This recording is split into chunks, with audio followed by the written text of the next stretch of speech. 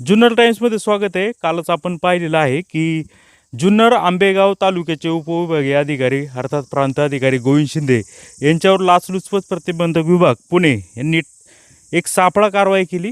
त्यामध्ये 2 लाख रुपयांची रोकड जागेवरच ताब्यात घेण्यात आली आणि रंगेहात त्यांना अटक करण्यात आलेली होती.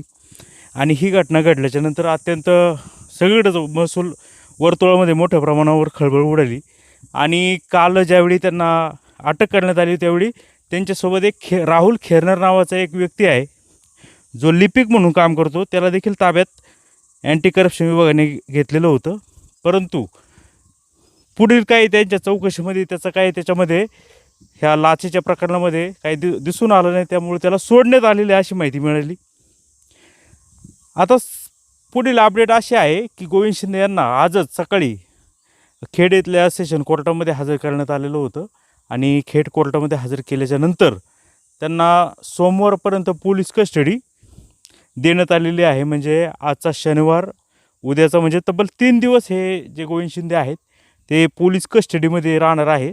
आणि ह्या 3 दिवसांमध्ये पोलीस नक्की ह्या लाचेच्या प्रकरणाचा कसून शोध घेत आहेत. तर याच्यामध्ये सांगायचं असं आहे की ह्या प्रकरणामध्ये त्यांच्या घराची देखील झडती घेण्यात आलेली होती. परंतु घराच्या झडतीमध्ये काय आढळून आलं याचे अपडेट अद्यापर्यंत आपल्यापर्यंत पोहोचलेलं नाही आहे.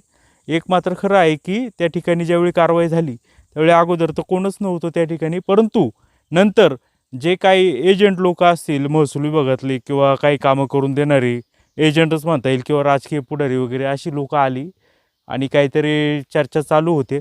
आणि मला असं देखील कळालं की जे याबाबत जे फिरायती होती सचिन शेलोत यांच्यावर देखील दबाव आणण्याचा प्रयत्न काही लोकांनी केला. त्याच्यामध्ये गुन्हा दाखल करू नये या स्वरूपाचे त्यांच्याकडे काहीतरी दबाव आणला. त्यामुळे त्यांनी चिडून जाऊन मी काही करेल असं धमकी दिली अशी देखील चर्चा आहे. म्हणजे मी उडी मारेल अशी देखील चर्चा कुजबूज त्या ठिकाणी ऐकू येत होती. नक्की वस्तुस्थिती काय आहे ते समजलं नाही, कारण की त्या ठिकाणी कुणालाही अगदी पत्रकारांनासुद्धा त्या ठिकाणी पोलीस येऊ देत नव्हते.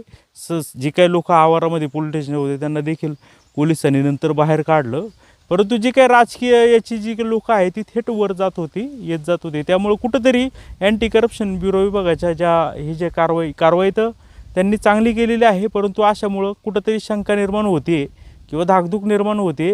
हे अँटी करप्शन विभागाच्या SP साहेबांनी लक्षात घेतलं पाहिजे का थोडंसं याच्यामध्ये पारदर्शकता झाली पाहिजे, की जेणेकरून कारवाई झाली लगेच पुढची फास्ट प्रक्रिया एक केली पाहिजे. मला असं कळलं, म्हणजे मी तिथं होतो प्रत्यक्षात, का आरोपी हा आरोपी आहे. कुणी पण असलं किती मोठा असलं तो आरोपी कायद्याच्यामध्ये सगळे समान आहेत.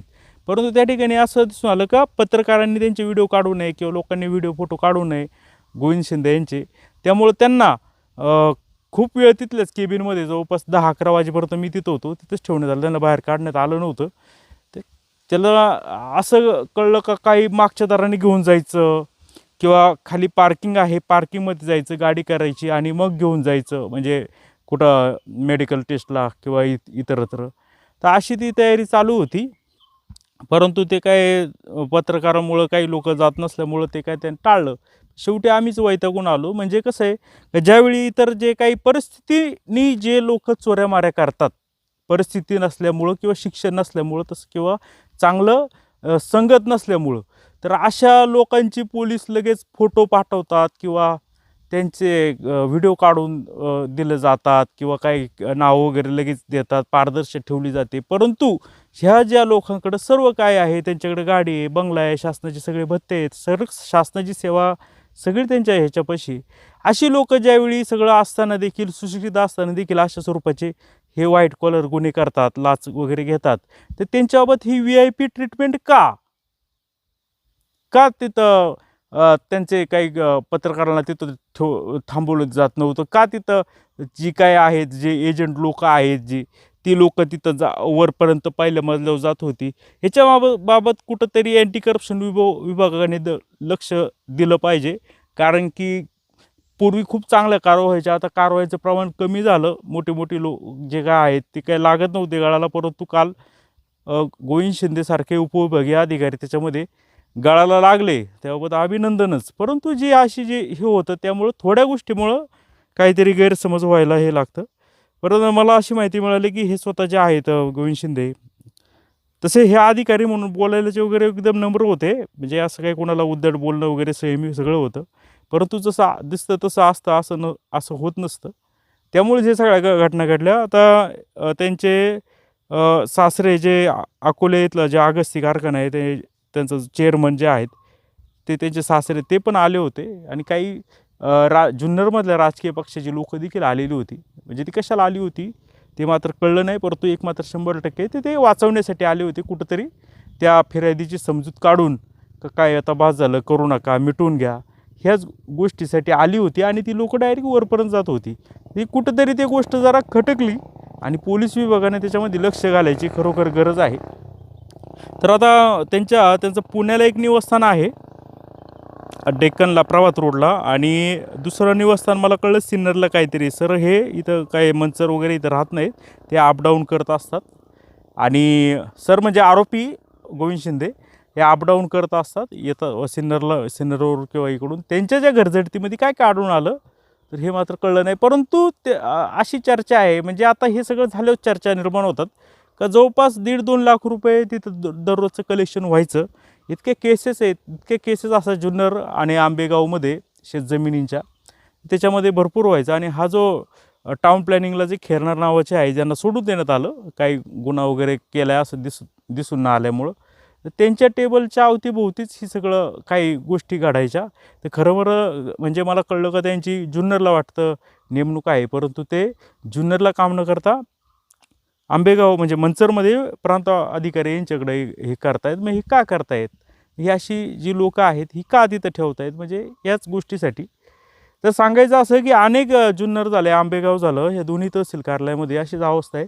अनेक अधिकारी जे आहेत, कर्मचारी आहे, अनेक वर्ष झालं जागेवरच आहेत, त्याची बदलीही नाही होत, तेच टेबलवर असतात. ज्या कर्मचारी नाहीच आहेत अशी लोकंसुद्धा टेबल हाताळतात किंवा चुकीचं करतात किंवा उलटे निर्णय देतात.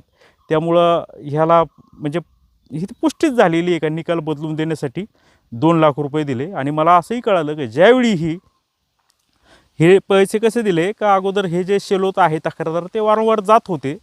त्यांची जी बिल्डिंग आहे ती अगोदर ती वादग्रस्त बिल्डिंग आहे. त्या बिल्डिंगमध्ये अगोदर स्टे देण्यात आला होता, नंतर स्टे उठवण्यात आला. त्याची जागेचा काही 2 लोकांमध्ये, खैरे आणि ह्या बिल्डरमध्ये वाद आहे. आणि ह्या वादामध्ये ती जी बिल्डिंग उभी केली त्या मोदीच्या नकाशामध्ये काहीतरी तफावत आहे असं सांगण्यात आलं.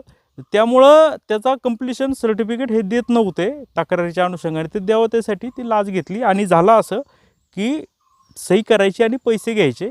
आणि त्याचवेळी सही केली त्या फाईलवर, त्या निर्णयावर गोविंद शिंदे यांनी. आणि त्यानंतर लगेच हे पैसे यांनी घेतले. आणि त्यावेळीच अँटी करप्शन विभागाने हे लगेच हे केलेलं आहे. परंतु अँटी करप्शन विभागाने तातडीने याच्याबाबत प्रेस नोट द्यायला पाहिजे होती का नक्की पुढं झालं काय, त्यांच्या घरझडतीमध्ये काय आढळून आलं, काय काय अनुषंगाने तपास केला, काय त्याच्यामध्ये त्या व्हॉट्सअपमध्ये त्याच्या मोबाईलमध्ये आढळून आलं का, अन्यथा जबाब काय आले. तर ही व्यवस्थित पारदर्शकपणे चौकशी होण्याची गरज आहे. परंतु आता 2 दिवस मात्र गोविंद शिंदे यांचा मुक्काम मात्र पोलीस कस्टडीमध्ये असणार आहे. पाहत राहा जुन्नर टाईम जुन्नर.